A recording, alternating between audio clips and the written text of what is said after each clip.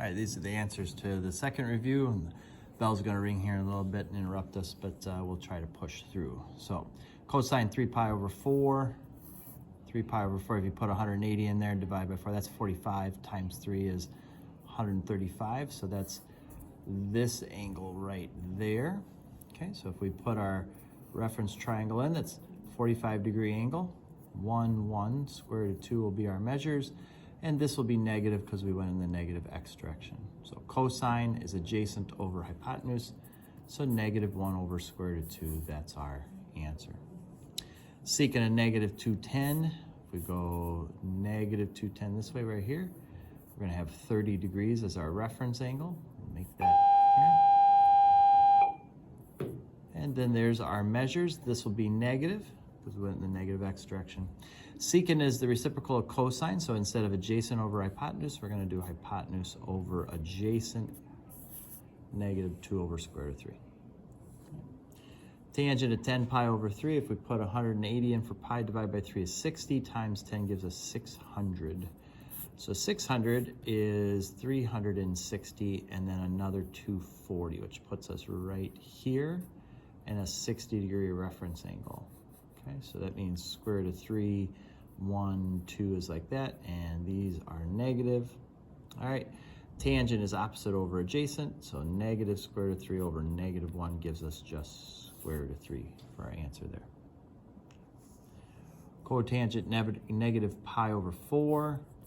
Negative pi over 4 is 45 degrees down, so right there.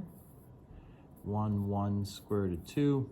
And then our negative 1 is right there on that one. Okay, cotangent is adjacent over opposite, so 1 over negative 1, which gives us negative 1. Okay. Sine pi over 6, that's 180 divided by 6, which is 30. So if we do a 30-degree reference angle, 1, 2, square root of 3, the sine is opposite over hypotenuse, so just 1/2. And then the cosecant of 240, we already actually did 240 here. It's right there. It's the same as the one right above. So 60-degree reference angle, same measures and everything. The cosecant is the reciprocal sine. So instead of opposite over hypotenuse, it's hypotenuse over opposite. So 2 over square root of 3, and that would be negative. Number 2 here says, given that theta is in quadrant 2, so let's go ahead and make a quadrant 2 angle, all right?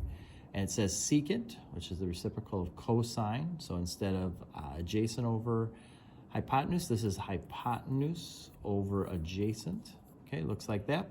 We're going to use the Pythagorean theorem, so 2 squared, 4 plus the opposite side squared equals the hypotenuse squared. Square root of 19 squared would be just 19, so x squared is going to equal 15, which means this side is the square root of 15.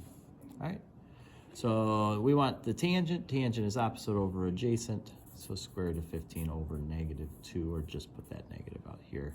It's probably the best way to do it. Okay.